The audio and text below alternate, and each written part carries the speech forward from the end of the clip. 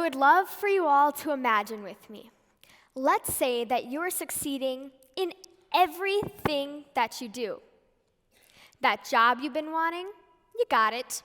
That money you've been wanting, you got it. Those grades you've been wanting, you got it. Then one morning, you wake up and you see a tuft of your hair on your pillow. It could have been triggered by being too busy or stressed out, but maybe not. Are these achievements still worth it? How do we reconcile the need to fit into a perfectionist expectation with our own personal joy? What is the difference between personal success and perfection? Hi, my name is Indra Khariwala, and I'm a sophomore here at Edina High School, and I've been a perfectionist for just about as long as I can remember. But 3 experiences this past year, during my first year of high school, 3 experiences greatly changed my perspective. These 3 experiences were receiving and dealing with a new diagnosis, finding balance with school and in my life, and participating in theater. The first change that started this roller coaster was a new diagnosis. In the fall of 2021, my family and I went to a Van Gogh exhibit. The day was gloomy, as if the weather was foreshadowing the events to come. After viewing the exhibit, my family and I were walking back to our car when my mom stopped me, and she started talking quietly to my dad. They then walked up behind me and started combing through my hair, eventually tying it up so that a certain portion of my scalp was exposed. In that moment, I thought back to a few weeks earlier when I thought I had felt a smooth part of my scalp, but had dismissed it as nothing. As soon as we got back to the car, my dad started making phone calls trying to get me into a doctor's appointment. And just a few days later, sure enough, I was in the dermatologist's office where she diagnosed me with alopecia areata. This meant that whenever my immune system got riled up, patches of my hair could fall out, but also that it hopefully would not all fall out at the same time. I was told that this is an autoimmune disease and that there was nothing that I could have done to prevent it, although stress can exacerbate the problem. At that point, I started getting injections into my scalp that hurt worse than anything I'd ever experienced before.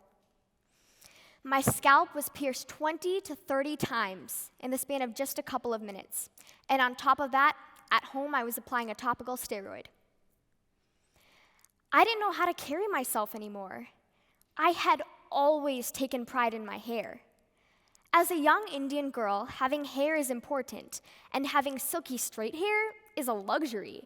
And so I tried to put my situation into perspective, but it felt like I was losing a part of myself. There was so much that I did not know about what the next period of my life would look like, and that was the scariest part. It was like failing and not having any control over it. Many days, there are still questions of why me floating around in my head. And accepting this diagnosis will be a lifelong journey.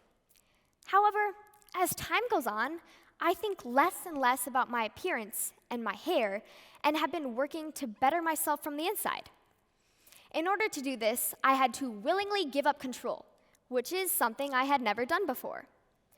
My initially negative mindset had evolved, allowing me to take better care of myself and make myself a healthier person. If I feel comfortable in my body and my appearance, that feels like a success, regardless of what the norm is for a teenage girl. And when I look in the mirror, I don't see alopecia, but instead, I see an identity filled with traits much bigger and brighter than looks. Also, it was clearly a success because I'm standing here today in front of all of you with more than enough hair on my head. Around the same time, I started high school. Yay! I was excited, but a little nervous about the workload. Ever since I was younger, I've always enjoyed filling my schedule up so that I'm busy all the time. And I usually excelled at the things that I filled my time with, including violin, sports, academics, and more. My parents even had me audition for a musical to have me learn about disappointment and failure, and then I got a big role, so that didn't really work out. But having things come easily is certainly a blessing, But in my case, it led to a self-destructive mindset. You see, I thought I had to be amazing at everything. This, of course, is impossible, and although I knew that, I would continue to push myself and test my limits in unhealthy ways. As I grew older, I began to fixate on my grades and my future. My thought process was like this: one bad grade would ruin my GPA, and therefore my chances of getting into a good college, and therefore my entire life. Yeah. Using this disastrous formula, relatively minor bumps in the road were quickly blown out of proportion. In order to prevent this, I started studying more and more, spending unreasonable amount of hours studying every single night, sacrificing my sleep, my mental and physical well-being, time with family and friends, and most importantly, my happiness. It was something that I could control, and simply because I could, I did. Whenever I thought about making a change, I looked at the results, which were straight A's, and convinced myself that maybe it wasn't that bad after all, creating a vicious cycle. It was perfect, but not in any way, shape, or form successful. I now know that I failed because I sacrificed myself and my well-being. The final experience occurred unexpectedly a little ways into the second semester of my freshman year when I auditioned for the role of Shurag Gupta in Children's Theatre Company's production of Diary of a Wimpy Kid the Musical, and I got the role. It was very, very exciting and the next step in my acting career. However, it meant 5-hour rehearsals after school, Tuesday through Friday, and all-day rehearsals Saturday and Sunday, and that was just the beginning.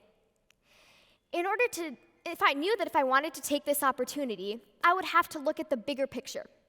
So I thought about what I would miss out on, what I would gain, and what would stay the same. My parents told me that I could do it, but only if I was okay with getting some B's. Anyways, I also had to think about whether I'd rather be in the production or have perfect grades. Could I have both? In 30 years, what would I remember most, studying or being in the show? I also had to decide whether or not I was willing to rip up my schedules, shorten my list, and go with the flow, because that's how my life would have to be. It would be very much spur of the moment, at all moments. And it was a very different way of living than I was accustomed to.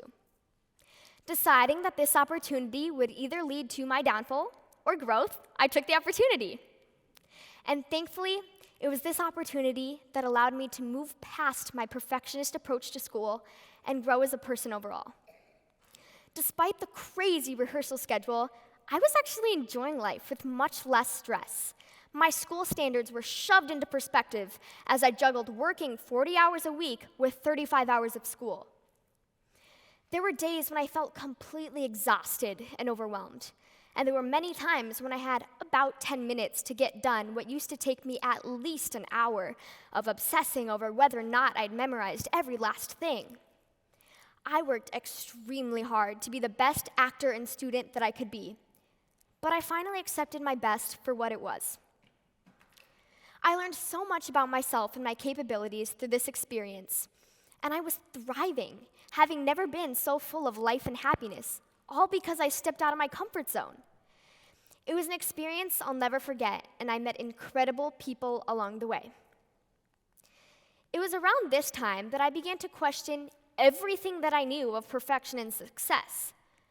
If I made sacrifices in all 3 of the experiences, what allowed me to succeed with alopecia and theater, but not with school?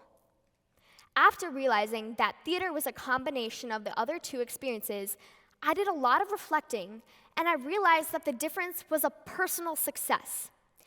And although I made sacrifices for Diary of a Wimpy Kid, including a spring break trip to Paris, I would willingly make them again and again, showing me that they were well worth it for me, and clearly contrasted the hurtful sacrifices that I'd been making for school.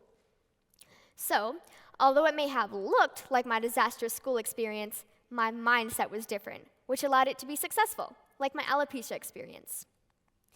In reality, none of these situations were completely perfect, and it was up to me and my attitude to determine whether or not they would be successful.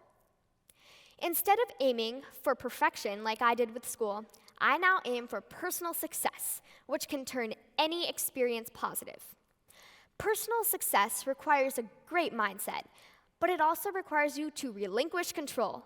Nothing is going to go the way you want it to, and that's okay. It's all about adapting and defining and constantly redefining your own version of success.